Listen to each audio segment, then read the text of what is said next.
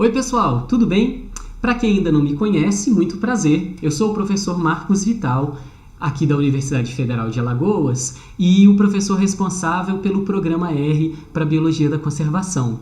E eu tô aqui hoje, gente, com uma aulinha para vocês. É uma aula que tá mais para bate-papo, sabe? Na qual eu quero dar dicas, várias dicas, algumas delas eu acredito que vão ser muito valiosas, muito úteis para vocês, que dizem respeito a um contexto geral que é o aprendizado do R. Para ser mais específico, eu quero dar dicas para vocês a respeito das conexões que a gente pode e deve fazer na medida que a gente aprende e usa o R com a comunidade de usuários que existe por trás do R. Mas aí eu já estou adiantando, né, dando os spoilers do que eu vou falar. Deixa eu ir por partes e falar tudo aqui desde o início. Mas só para vocês terem uma ideia, é importante dizer isso, né? Eu acho que essa é uma aula que vai ser útil para qualquer pessoa que esteja interessada no R. Então você que está aí me acompanhando, de repente você já viu algum material ou não, esse é o primeiro material nosso que você está encontrando e está pensando que quer aprender o R, algumas das coisas que eu vou falar aqui vão ser bastante úteis. Se você já está em outra etapa, seja aprendendo, talvez sofrendo um pouquinho, acontece com o aprendizado do R, ou de repente já está lá na frente aprendendo um monte de coisas, ainda eu acho que vão ter coisas aqui que podem ser úteis para todos vocês. Então me acompanhem aqui um pouquinho. Eu deixei o R aqui aberto só para ficar como pano de fundo, mas na verdade, eu vou conversar um pouco com vocês e depois eu vou começar a mostrar para vocês algumas coisas na internet. Mas vamos lá, vamos com calma. Olha só, a primeira coisa que eu quero falar é sobre o começo do aprendizado do R. É muito importante que quando a gente decide aprender alguma coisa como R, que o R é uma linguagem, né? A gente tem ali uma ideia clara de qual que é o melhor caminho para a aprendizagem, né? Eu sempre falo muito disso e eu sempre me preocupo muito com isso, já que eu estou sempre muito envolvido no ensino do R. Então a primeira coisa que eu quero falar é uma dica bem geral, na verdade. É o seguinte, se você ainda vai começar a aprender o R ou de repente você é um usuário iniciante que está ainda num processo de aprendizado que está um pouquinho difícil, a primeira dica que eu dou é a seguinte: se você tiver a oportunidade de aprender de maneira guiada com alguém que entende, agarre essa oportunidade, porque de longe é a melhor maneira para praticamente todas as pessoas que vão aprender o R. O que eu quero dizer, aprender com alguém que entende? Se você tiver a oportunidade de fazer um curso, faça um curso. Se você tiver a oportunidade de fazer uma disciplina, isso às vezes acontece não nas universidades, faça uma disciplina. Se você tiver uma oportunidade, essa fantástica quando alguém tem, de ter uma pessoa que vai ali te ensinar, por exemplo, regularmente, né, quase que aulas particulares, poxa, aproveite muito essa oportunidade. O que acontece é que quando a gente começa a aprender o R, a gente passa por alguns estranhamentos. Nem todo mundo passa por isso, mas normalmente quem não passa por isso é quem, por exemplo, vem de áreas como as ciências da computação, por exemplo. Aí as pessoas já olham para o R e já começam a sacar umas coisas muito rapidamente. Quem tem noções de programação, de outras linguagens, às vezes vai pegar isso rapidinho. Nós meros mortais, né? Eu sou biólogo por formação e eu ensino R para estudantes de biologia todo semestre. E aí, quando a gente começa a pensar em pessoas que não estão vindo da área de exatas ou de computação, é muito comum, na verdade, que o R cause mesmo estranhamento. Você normalmente não está acostumado a usar um programa com linha de comando, você provavelmente mal sabe exatamente o que significa o R ser uma linguagem. Parece que vai ser uma coisa complicada, mas nem é complicado assim, porque ela é uma linguagem feita para que uma pessoa que não saiba programar possa usar perfeitamente. Mas enfim, esse estranhamento, ele é uma barreira inicial. E essa barreira, ela muitas vezes é muito bem contornada por um professor, tutor, orientador, seja lá o que for. Então essa é a minha primeira dica inicial. Se você puder ter uma oportunidade dessas, é um bom caminho. E o interessante é você tentar buscar maneiras de aprender que se direcionem para você. Quando você vai escolher o curso, a disciplina e tudo mais, se puder ser algo que tenha a ver com a sua área, com o que você faz, estuda, ou pesquisa ou trabalha, isso também ajuda muito. Apesar disso ser contornável também, a partir de uma pessoa que ensina bem, às vezes a gente aprende mesmo quando a área é muito diferente. Mas beleza, então essa é só uma dica geral, uma sugestão geral. Existe a possibilidade de você ter que aprender por conta própria. Acontece. Eu não vou dar dicas específicas aqui, mas eu quero falar uma coisa geral. A gente tem para o R uma quantidade insana, absurda, imensa, meu Deus do céu, de material disponível na internet. Esse material vai desde pequenos tutoriais, apostilas e livros para diferentes áreas, diferentes objetivos, diferentes públicos-alvo. Essa quantidade de material, inicialmente, ela é tão grande que ela pode ser confusa para o usuário iniciante. Então, no primeiro momento, pode parecer quase uma faca de dois gumes. Eu tenho muito material, mas eu não sei o que escolher. Na verdade, não é bem assim, porque depois de um tempo que você começa a conseguir escolher, você vê que ter muito material é muito positivo. Porque a principal dica que eu dou para as pessoas nesse momento é a seguinte: o melhor material possível para você aprender R é o material que você olha para ele e você consegue aprender. Parece uma dica meio idiota, mas é que às vezes a gente tem isso, né? O R ele tem uma característica muito forte, muito importante, que é sempre oferecer muitas formas diferentes de se fazer a mesma coisa nele. Significa que, por exemplo, para fazer uma análise estatística relativamente simples e bem conhecida como uma análise de variância, a famosa ANOVA, eu tenho um monte de possibilidades diferentes de forma de eu estruturar um script para fazer essa análise no R. Isso faz com que, às vezes, o usuário iniciante, que de repente vai fazer o quê? Ele vai fazer uma coisa que é muito legal e que deve ser feita mesmo, mas sem preparo ela pode ser confusa, que é entrar no Google e jogar ANOVA no R. Aí você vai achar 15 mil tutoriais. Aí você olha o primeiro, aí olha o segundo e olha o terceiro. E cada um mostra um caminho diferente e você pensa, o que eu faço? Aí eu volto e repito. A melhor maneira de se fazer... Não, deixa eu falar um pouco diferente. A melhor maneira de se fazer uma tarefa no R não é necessariamente pensar em eficiência de computação. É a função que roda mais rápido e tal. É fazer da maneira que você sabe. Se você aprende a fazer uma análise no R de tal forma que você entende o que você está fazendo, não importa se tem maneiras que alguém possa considerar mais elegante, mais eficiente. O que importa é que você consegue fazer. E quando a gente pensa em análise, nessas análises de dados, o resultado final vai ser o mesmo, o que é muito importante. Aí, voltando para o aprendizado, eu também digo isso. Tem bastante material. Eu mesmo tenho uma apostila, ela vai estar disponível para você fazer o download. Você dá uma olhada aqui na página onde você está assistindo, vai ter o link para a apostila. Ela é uma apostila que eu criei para os meus alunos do curso de Biologia. Ela é básica, parte do pressuposto que a pessoa nunca abriu o R na vida, que nem instalou o R no computador. Legal. Ela é útil? Poxa, depende. Para muita gente ela é útil, mas pode ser que você vá no Google, encontre uma outra apostila e fale, não, eu acho essa daqui muito mais fácil de entender o que eu preciso. E aí o que você deve fazer? Vai! Isso também vai acontecer com um monte de livros. Então essa é uma dica meio genérica, mas que eu acho importante porque eu sei que as pessoas se perdem nesse caminho, que é o caminho então do aprendizado por conta própria, seja acontecendo paralelo ao curso, disciplina, tudo mais, seja acontecendo de maneira independente. Por mais que possa ser um pouquinho mais doloroso, mais custoso aprender o R totalmente por conta própria, também é perfeitamente possível.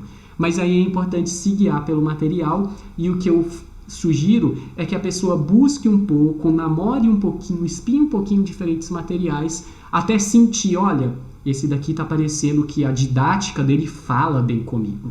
E aí isso é muito legal. Beleza? Pronto, beleza. Tô falando pra caramba, mas eu quero mostrar algumas coisas. Então, depois de falar isso tudo, eu quero agora afunilar para uma direção que tem muito a ver com o aprendizado. O R tem uma característica muito importante que torna ele tem algumas características que tornam ele especial, especialmente interessante, e uma delas é que O R, ele é um programa open source, né, de código aberto, código livre, e ele é construído de maneira colaborativa.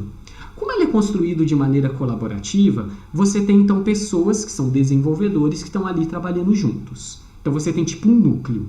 Só que em torno desse núcleo, você tem as pessoas que desenvolvem outras coisas para o R. Por exemplo, as pessoas que criam pacotes para fazer análise de dados relacionados a uma área específica. Aí você tem os desenvolvedores que não estão desenvolvendo o R, mas estão desenvolvendo material para o R. Então, é como se a gente tivesse círculos concêntricos. E em torno disso, você tem uma comunidade imensa, absurdamente grande de usuários.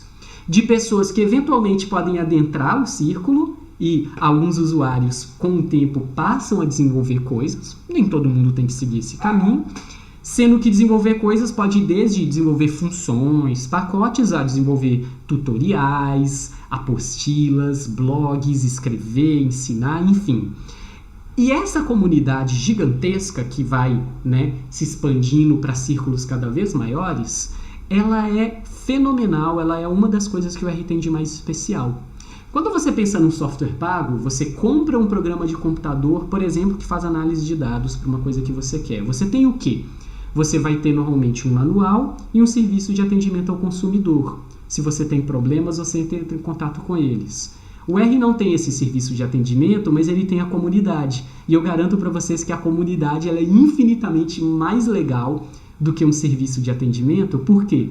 Porque ela é extremamente dinâmica e ela é cheia de pessoas que são apaixonadas mesmo, engajadas. As pessoas gostam e querem dedicar o seu tempo para alguma coisa ali, que pode ir desde o vou desenvolver coisas até o vou criar tutoriais e postar no meu blog, ou vou participar de fórum de discussão e responder e-mails de pessoas que são iniciantes, porque eu já fui iniciante também, até as pessoas que estão entrando e que estão mais na posição de vou pedir ajuda. Essa comunidade ela é muito viva, muito ativa, e entender como ela funciona é o meu objetivo aqui para mostrar para vocês hoje, é mostrar um pouco de como ela funciona, e quando eu entendo e eu encontro um caminho para participar, cara, aí eu consigo fazer o meu aprendizado no R e deslanchar. É muito bom quando a gente saca como fazer isso, tá? Então, o que eu quero mostrar para vocês, né? Primeiro veio todo esse blá blá blá, depois veio um pedaço que é o seguinte. Eu separei para vocês aqui alguns sites abertos aqui na aba. Tem 1, 2, 3, 4, 5, 6. O primeiro é o próprio site do R, mas eu já vou mostrar por quê. E eu quero mostrar para vocês alguns pequenos caminhos para vocês conhecerem mais sobre o R e sobre a comunidade. E a partir desses caminhos vocês vão pensar um pouquinho. Será que eu quero usar essa ou aquela ferramenta para interagir com essa comunidade? Como eu tenho muitos caminhos diferentes, vocês não precisam necessariamente, então, chegar e falar, não, eu tenho que fazer isso, eu vou me cadastrar nessa lista de e-mail, eu vou fazer cadastro nesse site ali de perguntas e respostas, eu vou seguir esses blogs, tudo que eles postam. Não, peraí. Na verdade, é uma questão pessoal, né? Lidar de alguma forma com a comunidade, por algum caminho, eu acho muito importante, se não totalmente essencial, mas pelo menos muito importante. Mas a forma de fazer isso, ela é essencialmente pessoal. Então eu quero dar algumas dicas nesse sentido. Beleza? Então vamos lá. Para mim, a forma mais tradicional de interagir com a comunidade do R é uma lista de e-mails. E por que eu estou aqui com a página do R aberta? Porque na página do R aberta, se você olhar aqui na lateral, ele tem Get Involved, um chamado, né, para ação. Se envolva. Mailing lists, as listas de e-mail. Se você clicar aqui, você vai ver... Ele clicou? Acho que eu não cliquei. Não, clicou. Só está meio lento. Pronto. Ele abriu aqui. Aí ele vai falar das listas de e-mail que existem no R. Existe a R Announce, que é para você receber anúncios de novas versões e coisas assim. A R Help, que é uma lista de discussão geral do R. Eu nunca participei dela. Eu vou mostrar uma versão brasileira dela, que eu gosto muito, mas a R Help provavelmente pode ser muito legal. Você tem essa de desenvolvedores de pacote, a de desenvolvedores, uma sobre pacotes, mas o que para mim é o especial são os grupos de interesse, né? Ele chama de SIG, não confunda com Sistema de Informação Geográfica, Special Interest Groups. Os grupos de interesse são grupos de usuários do R de determinadas áreas. Eu, por exemplo, assino uma dessas listas, é a R-SIG Ecology. Ela está aqui, ó. Ela é uma lista de pessoas interessadas em análise de dados.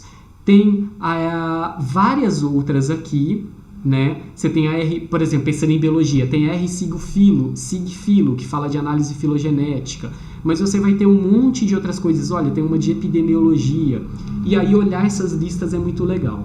Como funciona uma lista dessas? Essas listas funcionam como uma lista de e-mail, um grupo de e-mail. Você manda uma mensagem, todo mundo recebe, as pessoas podem responder ou não. Existe uma certa... é legal a pessoa conhecer um pouquinho o funcionamento da lista para começar a usar. Normalmente é muito legal você, por exemplo, ver se a lista tem um guia de como que eu participo da maneira ideal. Por exemplo, a gente aprende usando essas listas que na hora de mandar um e-mail é legal você informar qual versão do R você está usando. Se você tiver, dependendo do tipo de mensagem de erro, se for o que está acontecendo com você é um erro, pode ser legal você falar o sistema operacional que você usa. Quase sempre é legal dar um código mínimo reproduzível, que é um pedacinho de comando que uma pessoa possa copiar e colar no R dela para tentar reproduzir o que está acontecendo com você e descobrir onde está o problema. E se tem mensagem de erro, copiar e colar a mensagem de erro. Então são pequenas coisas que vão ajudando. Essas listas, algumas, eu não conheço todas essas, na verdade eu só assino uma delas, a R-SIG Ecology, mas eu imagino que outras possam também funcionar de maneira parecida. A R-SIG Ecology é muito ativa, é uma lista que direto chega e-mails nela e as pessoas discutem e se ajudam e progridem, é muito legal. E existe uma lista brasileira, essa daqui, a RBR. Deixa eu falar uma coisa. Não precisa ficar anotando os links, não. Vai ter um PDF, não, um TXT para vocês com esses links, tá? Que aí você só copia e cola, porque às vezes no vídeo pode ficar pequenininho para ver, né? A RBR é a lista brasileira oficial, digamos assim, de discussão sobre o R. Ela congrega pessoas de todas as áreas, então tem estatísticos, biólogos, agrônomos, veterinários, qualquer pessoa que curta o R pode assinar a lista. Ela funciona como lista de e-mail, você manda e recebe. Você pode escolher se você quer receber todas as mensagens ou um compilado. Normalmente a segunda opção é melhor porque às vezes rola muita mensagem num dia só. E você pode acessá-la como fórum também. Você pode navegar, buscar. É muito útil buscar aqui. Inclusive é mais uma das coisas da etiqueta das listas. Antes de fazer uma pergunta, se a lista tem um arquivo, e essas todas do R tem, faça uma busca no arquivo primeiro, porque às vezes é uma coisa que alguém já perguntou e foi respondida, aí não é muito legal você perguntar de novo e tal. Não, você achou a resposta, beleza. Até porque muitas vezes você começa explicando o problema falando, olha, eu busquei aqui, eu não achei nenhum resultado que eu conseguisse, não achei uma resposta que eu conseguisse entender. Até para as pessoas que vão responder, elas vão olhar e falar, não, essa pessoa está tentando, né? A gente fica... Quem está disposto a ajudar numa dessas listas, normalmente fica muito mais disposto a ajudar alguém que demonstra vontade de aprender. Então é muito legal você mostrar isso. Olha, eu já procurei, você pode colocar, eu procurei tal coisa no Google e não... Enfim, você demonstrar que está buscando ajuda. Enfim, aí essa lista ela funciona, então você pode chegar, clicar, uma pessoa falou aqui de uma coisa que é um Probability Heat Map. Aí ela fala que tem um conjunto de dados assim, ela quer fazer, e não achou na internet algo que atendesse. Aí uma pessoa vem perguntar, não, peraí, como que isso é calculado? Porque de repente a mensagem pode não ter sido clara. Aí veio, deixa eu ver, é a mesma pergunta? É a mesma pergunta, parece que a pessoa já começou a resolver alguma coisa. O que é legal? Olha aqui, uma pessoa dando um exemplo, né? Então você tem várias... possibilidades muito legais de uso dessas listas que ajudam a gente, então, que permitem a gente, então, integrar essa comunidade. Que é uma dica? Se você olha para isso e pensa, não, mas, sei lá, eu não me sinto à vontade para escrever, na verdade, é legal com o tempo você perceber que dá para escrever à vontade, as pessoas tendem a ser muito legais nessas listas, mas você pode também fazer outra coisa que é simplesmente assinar a lista e de vez em quando ver o que chega. Porque eventualmente na lista de dúvidas Uma outra dica importante é criar sempre o nome do tópico do e-mail ser uma coisa bem informativa. Às vezes você vai olhar para uma coisa e vai falar: nossa, que legal, essa pessoa está com uma dúvida que tem a ver com coisas que eu faço, eu vou ver o que acontece. Às vezes não é nem que você vai ser capaz de ajudar, mas que você vai acompanhar as respostas para ver o que vão responder para a pessoa e aquilo pode ser útil para você. Então, participar de listas de e-mail é uma das coisas legais que existe por trás do R. Com certeza tem várias outras. Fóruns de discussão, que às vezes funcionam parecido com listas de e-mail, também são muito legais e são, para mim, uma das principais portas de entrada para a comunidade do R. Repito, você pode se cadastrar na lista e nunca escrever. Só de ficar vendo as discussões, às vezes a gente aprende, e aprende muito, não é pouco não. Porque às vezes você vê dúvidas sendo tiradas que quando você olha para a dúvida você passa: caramba, isso é útil para mim, eu quero saber como isso é respondido. E aí pode ser muito legal acompanhar isso. Legal? Massa! Então temos um primeiro bloquinho: listas de e-mail, fóruns de discussão. Massa? Agora eu vou falar de outra coisa que vai numa linha parecida, mas é um pouco mais específico. Perguntas e respostas. Existem sites, na verdade eu não conheço nenhum outro tão dedicado a esse tema como esse, que é o Stack Overflow. Eu sei que existem sites para outras áreas na mesma linha, que são sites de perguntas e resposta. Como funciona o site de perguntas e resposta? Você se cadastra, você pode fazer uma pergunta e as pessoas podem responder. E o Stack Overflow, ele é um site de perguntas e respostas sobre programação, sendo que o R é uma das linguagens que está dentro dele. Você pode fazer a busca aqui no campo busca, ou se você quiser ir direto para coisas de R, você pode vir aqui dos tags, aí você clica no tag, aí você olha o tanto de linguagem, aí você vê aqui que tem, cadê o R? O R normalmente é fácil de identificar porque é só a letrinha R, né? Aqui, R. O R, ele está dizendo que tem mais de 276 mil perguntas, olha que legal. Aí você clica, aí se você fizer a busca agora, ela já está buscando dentro do tag R. Aí ele vai te mostrar um monte de buscas. Algumas coisas, isso é uma pergunta que está fechada, mas que é útil para todo mundo ler, por isso ela está em primeiro lugar. Como fazer um exemplo reprodutivo no R. Isso ajuda você a fazer perguntas. Mas aí depois você tem perguntas, olha essa daqui. Como que eu faço para ordenar um data frame, uma tabela de dados, a partir de múltiplas colunas? Aí deixa eu só mostrar rapidinho para vocês como funciona. Tem uma coisa de votação, tem o número de respostas, eu vou dar uma ideia geral. A pessoa vem e pergunta. E sabe o que acontece? Os usuários cadastrados podem votar para cima ou para baixo na pergunta. O que significa isso? Você vota para cima se a pergunta é de um tema do seu interesse. Você vota para cima se ela está bem formulada, se ela é clara. Você vota para baixo, não se ela não é do seu interesse. Se não for do seu interesse, você só deixa para lá. Mas se ela não estiver bem formulada, ou se ela é uma pergunta que já foi feita e respondida, aí normalmente você tem que dizer para a pessoa: oi, busca antes, a pergunta já foi respondida, né? Mas o que vai acontecendo? As perguntas vão ganhando votações e elas vão ficando em evidência e as pessoas começam a olhar. E aí algumas pessoas começam a responder. O legal é que tem gente que caça perguntas que nunca tiveram resposta, então às vezes perguntas novas, para tentar responder logo. Por quê? Porque é quase que uma coisa tipo um joguinho para algumas pessoas que usam e se engajam nessa comunidade. A pessoa tem uma reputação, tá vendo aqui o númerozinho, e ela ganha tipo medalhas quando ela começa a ser muito útil para a comunidade e começa a responder muito bem. E como que isso é identificado? É assim: as pessoas respondem, aqui tem 18 respostas, essa é a primeira, essa é a segunda, olha as respostas cheias de código no R para copiar e colar, essa daqui tem até um gráfico de exemplo, aí vem a terceira, só que vocês estão vendo que as respostas estão ranqueadas? É que as pessoas que usam o site vão olhar as respostas e vão votar nas respostas, e essa é a principal coisa que faz o Stack Overflow funcionar e ser muito legal.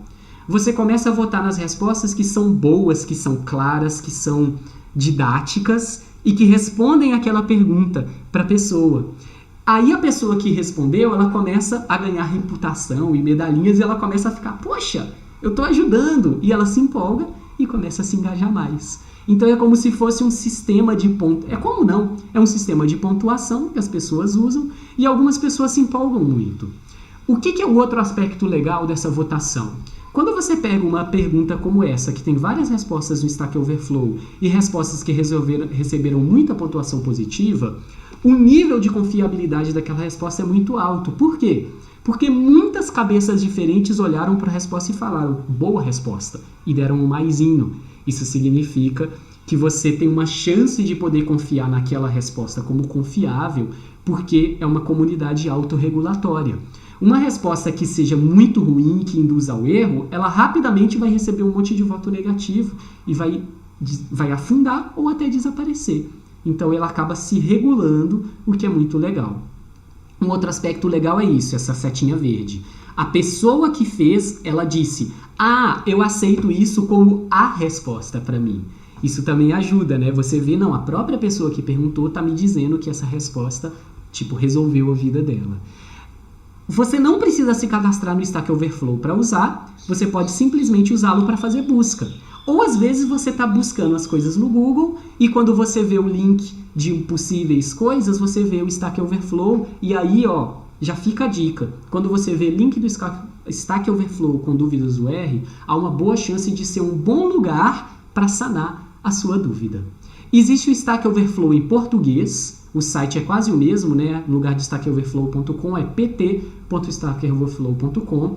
A comunidade dele é muito menor, porque ele é muito mais recente, mas para quem prefere se comunicar em português, é fenomenal. E você pode, só usá-lo para buscar coisas ou você pode se cadastrar. Se cadastrar não necessariamente para fazer perguntas, mas para votar, como se você estivesse estimulando as pessoas que são legais, que respondem bem e tal. E isso também é uma maneira de fazer a comunidade ser ativa e funcionar. Então, essa é a minha segunda dica, beleza? Todas essas fazem parte de um campo que é a lista de e-mail, o fórum também serve para isso, que é tentar perguntar coisas e conseguir ajuda.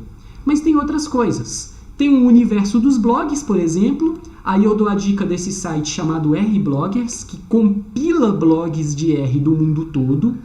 E você vê na página inicial deles as últimas postagens de diversos blogs. Você pode fazer busca nele, mas para mim o legal do R-Bloggers é o seguinte, ficar vendo o que as pessoas estão postando.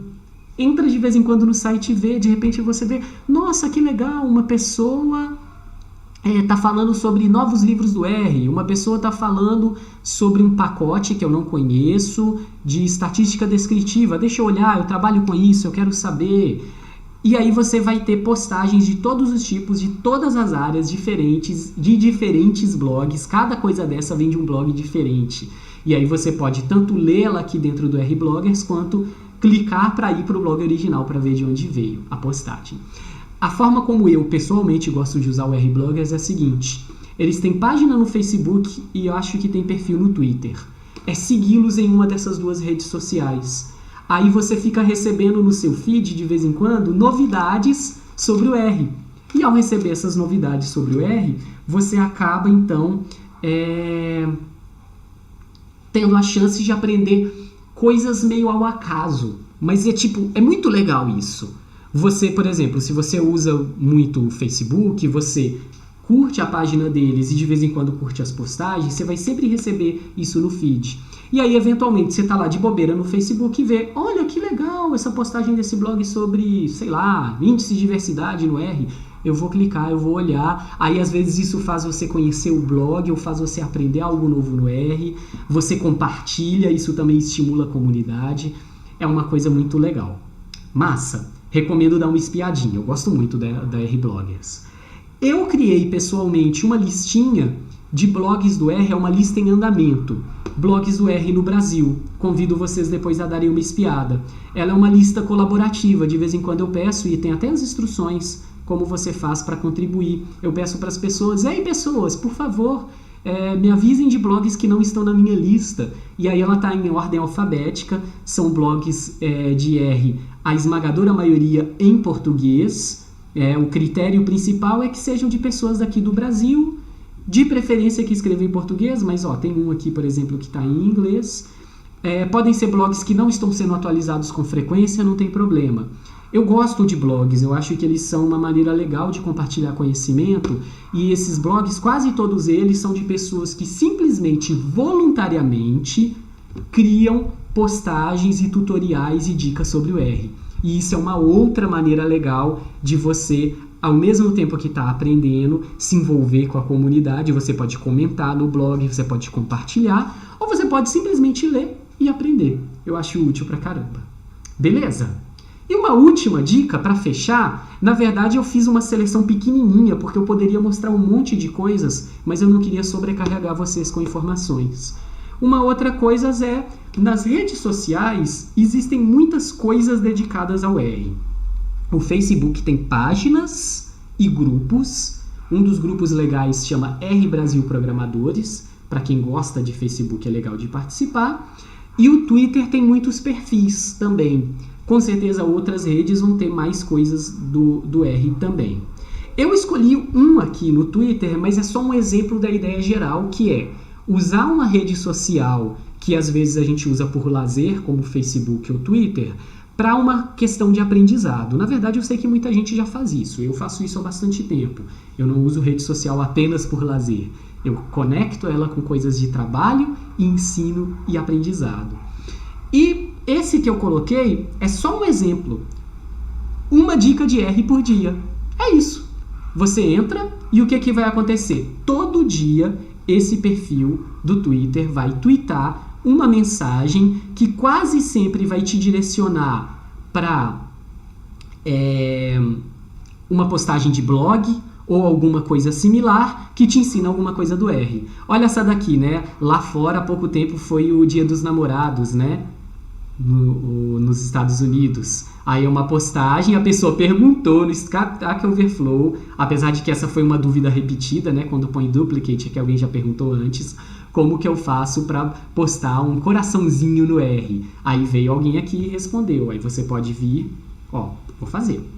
Copiar isso, eu já tô com o R aberto mesmo. E tá aqui. Agora, deixa eu ver, talvez eu tenha não pego o código inteiro. Tá. É porque aqui... Bom, mas aí eu não vou preencher, não. Né? Ele colocou aqui mais coisas de como fazer ele ficar assim. Tá vendo? O que é legal disso? Desse tipo de perfil e várias outras coisas, ou no caso do Facebook, não só perfis, mas páginas e grupos. Você começa a receber novidades do R. E o receber novidades do R, seja interagindo, curtindo, retweetando, comentando... Esse é um nível alto de interação que faz com que a comunidade seja ativa, o que é muito bom. Pense que a pessoa que está por trás desse perfil, ela com certeza, aqui no caso é uma equipe, às vezes é uma pessoa. Cada curtidinha, cada compartilhado, retweetado, a pessoa pensa, cara, que legal, ela se sente bem pelo que ela está fazendo. E isso é bacana. O simples fato de você acompanhar faz com que você, num certo sentido, se envolva um pouco com a comunidade, que você conheça um pouco do que está acontecendo ali. E isso é útil para todos, para a comunidade, porque, sabe, aquela curtida, ela conta, ela faz as pessoas quererem produzir material e, ao mesmo tempo, você está vendo o que está acontecendo. Essas dicas, pode ser que a maior parte delas não seja útil, mas algumas delas são. Outras podem ser inúteis, mas te ensinar algo. De repente, aprender como esse coraçãozinho foi feito, por mais idiota que seja, faz com que você entenda uma coisa legal do R que você não conhecia. Às vezes é uma função nova que você está aprendendo, às vezes é uma lógica na forma de criar o gráfico que você, olha que legal, não sabia que dava para fazer assim. E essas coisas podem ser, então, extremamente interessantes pra gente. Beleza? Gente, é isso. Vou deixar aqui o coraçãozinho para vocês. Eu queria finalizar, então, esse momento, esse vídeo, essa nossa aulinha, com um estímulo ao aprendizado. Né? Aprender o R pode parecer difícil, desafiador, complicado, mas qualquer pessoa consegue, é perfeitamente possível. E tudo tem a ver com encontrar caminhos corretos, encontrar a melhor maneira para você, né, individualmente, para você aprender. E eu espero que com essa aula de hoje eu tenha dado dicas úteis para todas as pessoas, as que estão começando ou as que já aprenderam muito também. Beleza? Então é isso aí, galera. Um grande abraço e até a próxima, porque com o tempo, a gente vai ter mais material legal meu aqui para vocês sobre o R. Beleza? Abração e até mais. Valeu!